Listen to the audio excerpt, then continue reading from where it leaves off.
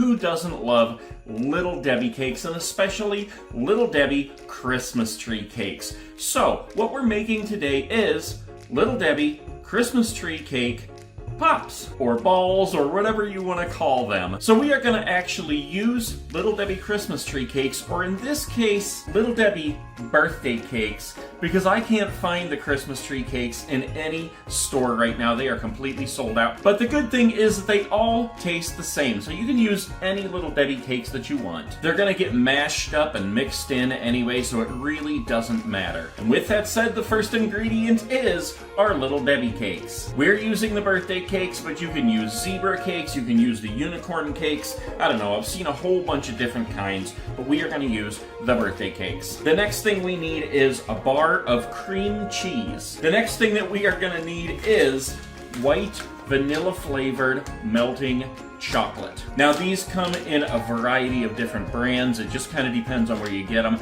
I got these at Target. You can get them at Walmart. You can get them pretty much in any grocery store. I actually got 2 bags of these because I like to err on the side of having too much rather than too little. And we're going to be dipping these balls in and covering them completely with chocolate. The next thing you're going to need is cookie icing. Now, you can do this a couple of different ways. I bought the cookie icing because we needed red, we need to drizzle it on, and this specific cookie icing is the kind that will harden up. Now, if you want to, if you can't find that kind of icing, you can just use the chocolate. You can add some red food coloring, but you have to have like a cookie decorator that has a tip like this on it, so that you can actually use it to write on these, or just put stripes, which is what we're going to do. They also do have red ones if you just want to get those instead of using food coloring. And we still have some sprinkles left from when we made our Christmas grams when we watched Elf. So we're going to use some of those.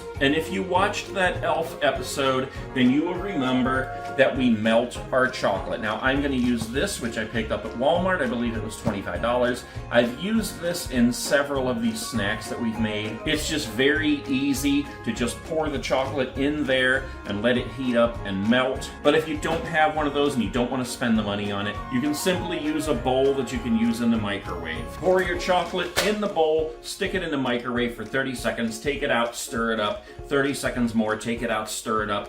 Do that 3 or 4 times until it's all melted. The main reason why I say that this is well worth the money instead of doing it the microwave way is because this keeps the chocolate warm and keeps it melted. Now, what are we going to use to dip these in the chocolate? Well, we have a couple of options. You can get these little candy sticks at Walmart or wherever you're shopping for your ingredients. You can stick that stick in the ball and use that to dip it in the chocolate, or you can use like some little tongs. I think we're going to use these. If you buy this, it actually does come with some of these sticks. And when you're making these, you can either leave them on the stick like a popsicle, or you can just use the stick to dip it, then take it off the stick and eat the ball. Okay, let's get down to cooking. So I will say first that I'm using a recipe that I found on a website called My Heavenly Recipes. This is such an easy recipe, guys.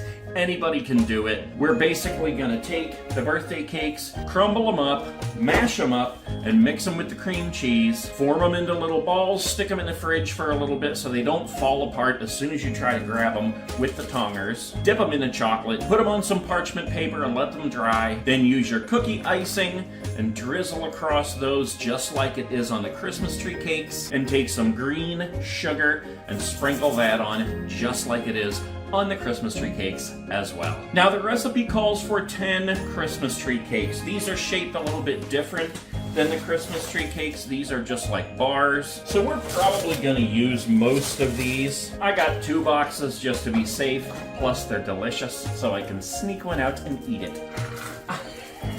So the first thing we need to do is take these out of the plastic because we're going to be crumbling them up and mixing them with the cream cheese. I think the easiest way to do this is put them all in the bowl, take a wooden spoon or a spatula, and just start smashing them up.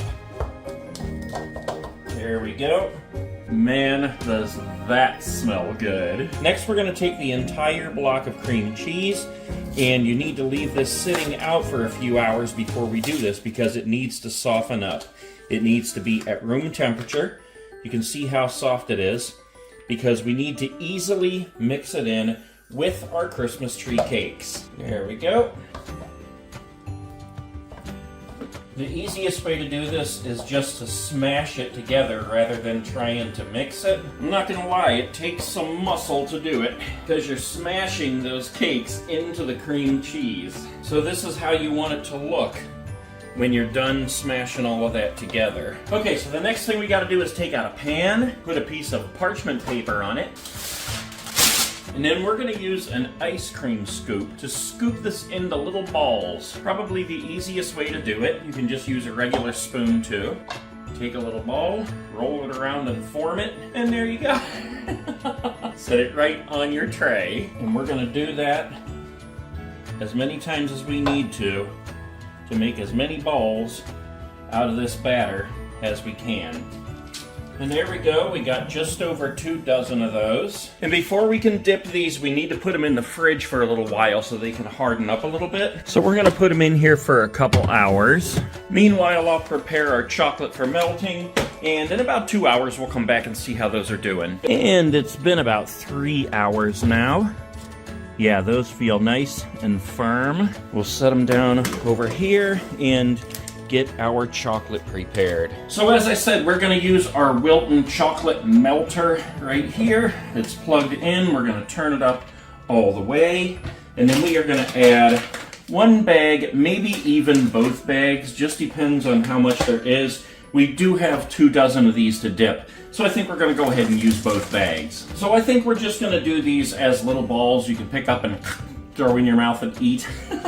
But if you do want to make them into actual cake pops, like I said, you'll need some of these sticks. And they have one of these at Walmart in the baking section. It comes in 4 pieces. Put these 2 pieces together first, then you add these on the top, and there you go. As you make your pops, you just stick the little stick right down in there, and that'll hold them up. All right, we can see our chocolate beginning to melt in there. Just take a spoon and mix it up every once in a while, give it a few more minutes to melt, and it'll eventually become a dippable liquid. Make sure you have another pan and another piece of parchment paper ready for each dipped ball to go on to dry. So I ended up adding the second bag because I could just tell we're not going to have enough chocolate out of just 1 bag to do all 2 dozen of these. And I want to make sure to tell you guys to have your sprinkles ready, because you kind of got to sprinkle these while they're a little wet still. The cookie icing doesn't even matter. You can put that on after they're completely dry. But the sprinkles, you want to stick to them, so you got to sprinkle them while there's a little bit of wetness.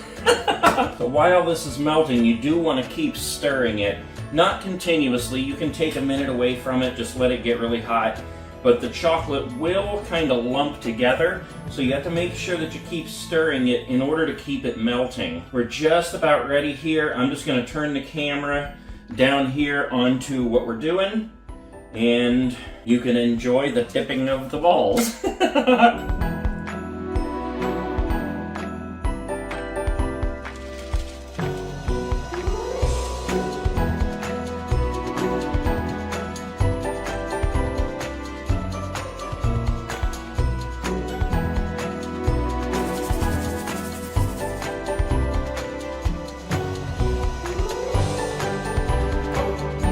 So you can see how you have to work fast to do these, guys. I ended up using a spoon because it was much easier to pick up these balls and set them back down.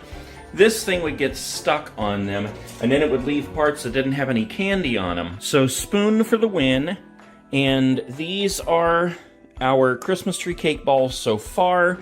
We did get sprinkles on most of them, but this is what I was saying about doing it while they're still wet, because these over here started to get dry before we put any sprinkles on, so that's why those don't have any. We'll let those dry for a few minutes here, and then we'll go ahead and put our cookie icing on, just like you see it on the Christmas tree cakes. Okay, so these are ready for the icing, and what I did to make them a little bit more presentable, I put them on a new pan, but first I went around each one, and I cut off all the excess candy from the edges on the bottom. Totally unnecessary, but it does make them look better. And then I just added that extra candy back into the candy bowl so we can melt it later for whatever else we're gonna dip.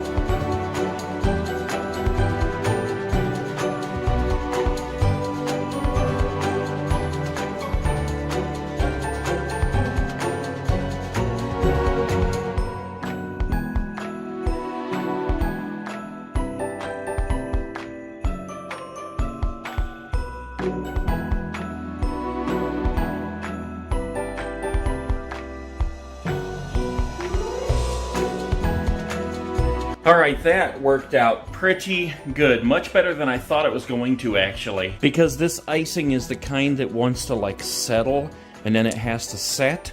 So I was afraid that this would all drip down the sides, but look how good that turned out. Yeah, look at that. Little Debbie Christmas Tree Cake Pops, or Little Debbie Christmas Tree Balls. Okay, so I put these in the fridge for a little bit just so that that frosting would settle a little bit better. And yes, that definitely worked. So there they are, our finished Little Debbie Christmas Tree Cake Pops. Look at how delicious those look. Let's go ahead and give a little taste test here. Look at that. Oh my gosh. Those are amazing. Little Debbie, y'all done it again.